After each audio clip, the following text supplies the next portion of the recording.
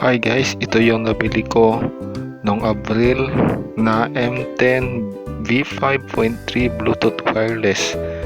Maganda to siya guys dahil wireless siya, no? Para siyang AirPods. Ayan. Ayan yung product, yung manual, yung extra PBs na buds. Yan guys, yan. Open natin guys. Ayan, ito yung nasa loob niya. Pag open natin, ayun, yung dalawang AirPods, tapos yung charging indicator. Hindi yan siya mag-charge guys kung hindi nakalagay yung dalawang yan. Yan, sarado natin. Yan, ito yung charging port niya. Yan.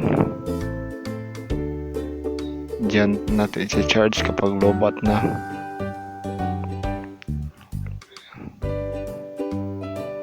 Yan guys. Yan. Tapos power bank din siya guys. Pwede siyang mag-charge ng kahit ano like cellphone. Yan guys. I-charge natin yung cellphone.